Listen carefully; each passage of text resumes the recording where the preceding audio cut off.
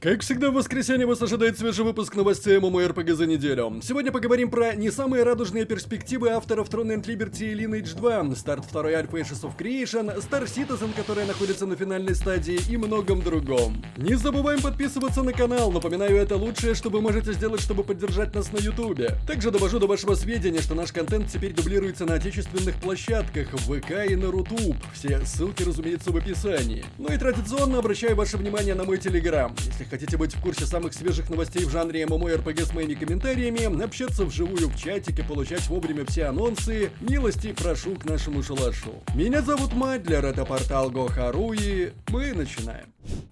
The Lord of the Rings Online готовится к выходу следующего расширения Legacy of Margott, и на последнем стриме разработчики рассказали об инстансах, которые появятся в Средиземье вместе с обновлением. В то время как ранее на этой неделе игроки могли самостоятельно погрузиться в некоторые регионы Legacy of Margott на тестовом сервере, старший дизайнер мира рассказал зрителям об инстансах, которые появятся в расширении в рамках еженедельной серии стримов Casual Stroll. Разработчики рассказали о процессе создания инстансов, например, о целях, которые ставят перед собой дизайнеры при создании подземелий, о наградах и многом другом. MMORPG Arcade от Excel Games продолжает лихорадить.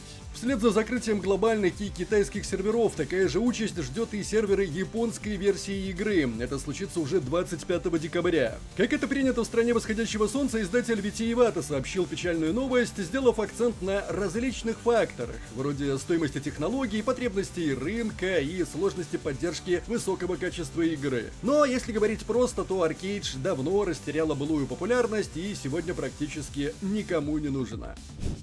ArenaNet приоткрыла завесу тайны создания мирового босса в новой зоне Jantir Wilds для Guild Wars 2. Разработчики вдохновлялись классическими противниками из оригинальной Guild Wars и реальными историческими находками, такими как болотные мумии. Эти жуткие создания и новый босс Королева Болота стали частью мрачной эстетики локаций. В процессе разработки применялись уникальные механики, включая использование маунта Warclaw, которое позволяет игрокам разрушать броню врага и стратегически подходить к битве. Разработчики тщательно проработали дизайн, чтобы каждый аспект боя был атмосферным и динамичным. Анимации, звуковое сопровождение и визуальные эффекты сделаны так, чтобы передать напряжение сражений и мрачную природу локации. В дополнение к этому команда ArenaNet рассказала о важности привязки новых элементов к истории и лору Guild Wars 2. Они стремятся, чтобы каждое новое обновление было не только игровым вызовом, но и добавляло глубины миру Тирия. Следующее обновление в зоне Jantir Wilds обещают дальнейшее развитие событий и новые угрозы. Компания Blizzard в честь старта празднования 20-й годовщины World of Warcraft опубликовала новый трейлер, в котором еще раз кратко рассказала о приготовленных событиях. В дни празднования юбилея игроки World of Warcraft могут выполнить множество достижений за участие в разнообразных активностях, а за выполнение достижения «Славные 20 лет» в награду дается маунт «Ураган Холодного Пламени». Стоит отметить, что принять участие в годовщине можно и на персонажах учетных записей, на которых не приобретено дополнение The War Within, но некоторые из активностей пока недоступны без покупки последнего расширения. Разработчики ММО-песочницы Albion Online опубликовали представление нового журнала Альбиона «Общение и гильдии», а также «Острова». Как и следовало ожидать, с этими достижениями будут связаны новые награды, такие как оболочка бронированной лошади в тематике турниров и геральдическое знамя для демонстрации символа вашей гильдии. Достижение «Острова» предложит фермерскую оболочку упряжного быка и соломенную шляпу, элитная версия которой украшена двойной радугой. Горизонты выйдут уже 28 октября, а вслед за обновлением 2 ноября стартует 25-й сезон. На следующей неделе будет объявлена дата перезапуска Fractured Online, а в это время Dynamite Studios проводит первое в истории игры специальное событие и перерабатывает расходные материалы. В последнем патче стартовало новое событие Heaven's Bounty, в котором можно получить двойную божественную награду с монстров, оскверненных монстров и за монеты Иридии. Кроме того, в наличии двойное божественное благоволение и бонус плюс 50% к дропу золота. Все эти бонусы доступны до 28 октября. Кроссплатформенная MMORPG Terrasland наконец-то добралась и до Steam. Теперь эта игра доступна в лучшем магазине цифровых продаж видеоигр. Кроме того, разработчики сообщили о старте первого сезона. А это значит, что нас будут ждать новые регионы Ледяное поле Скардина, рейд, подземелья, задания и награды. К слову, рейд Охота на дракона рассчитан на группу из 10 человек. Подобного в игре еще не было. Для тех же, кто только начинает игру и выбрал для этого Steam, разработчики подготовили специальную награду — маунта единорога. Ну а с моим мнением относительно старта можно ознакомиться по подсказке в правом верхнем углу.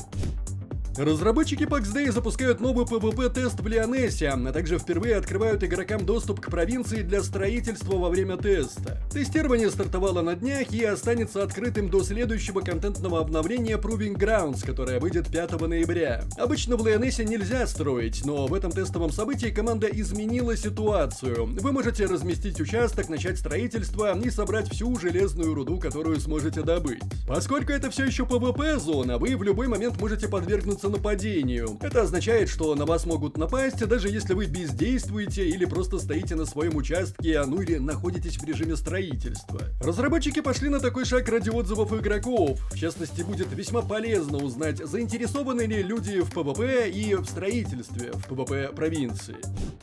На CitizenCon 2024 разработчики Star Citizen представили захватывающее нововведение, которые обещают кардинально изменить опыт игроков. 2 дня конференции были насыщены презентациями и обсуждениями, сосредоточенными на множестве аспектов игры, от расширения игрового мира до подготовки к полноценному релизу версии 1.0. Обо всех подробностях мы обязательно поговорим в отдельном видео, там есть о чем рассказать. Здесь же хотелось бы остановиться непосредственно на сроках выхода проекта. Завершающим и самым значимым анонсом CitizenCon 2024 стало обсуждение релиза версии 1.0. Разработчики подтвердили, что игра находится на финальной стадии подготовки к полноценному запуску. В версии 1.0 игроки смогут оценить все ключевые функции и механики, включая полноценную систему торговли, улучшенные механики PvP и PvE, а также обновленные системы прогрессии и кастомизации персонажей. Полный релиз также предполагает оптимизацию серверов для обеспечения стабильности и уменьшения лагов, что критически важно для создания масштабной и живой ММО. Команда ЦИК обещает, что после выхода версии 1.0 они продолжат активно поддерживать игру, вводя новые миссии, локации и функционал, чтобы вселенная Star Citizen продолжала расти и развиваться.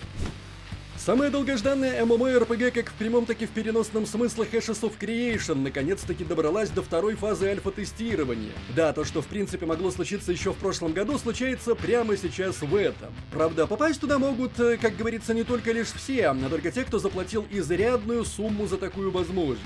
Ценники варьируются от $120, что позволит приступить к тестированию проекта начиная с 8 ноября один день в неделю, и до $100, за которые вас пустят в игру весной 2025 года, но уже в режиме 24/7. В любом случае, это очень положительные новости для всех любителей MMORPG, потому что даже на бумаге Ashes of Creation выглядит очень и очень интригующе. Более подробно об этом можно узнать из нашего недавнего видео, посвященного этой игре. Вот вам на него подсказка, если пропустили. Буквально на днях у меня в Телеграме была новость о том, что компания NCSoft решила выделить больше ресурсов для дальнейшей поддержки MMORPG Throne and Liberty, создав отдельную внутреннюю студию, якобы благодаря успешному старту игры на глобальном рынке. Но на самом деле не все так радужно. Как пишет корейский портал Yonhap, представив заявление руководителя NCSoft, в компании проводится реструктуризация и сокращение штата. Это связано с огромным падением доходов по сравнению с прошлым годом на 75%. Как сообщили и генеральные директора, все решения, направленные на преодоление кризиса, ни к чему не привели. Мало того, появился риск впасть в стадию хронической убыточности, что недопустимо. На текущий момент NCSoft уволила 16 тысяч работников в разных филиалах и в штаб-квартире. Как это скажется на TL, пока непонятно, но очевидно, что как-то скажется. По моим данным, эта игра как будто бы ушла в свободное плавание, и ее дальнейшая судьба целиком и полностью зависит от успехов проекта на глобальном рынке.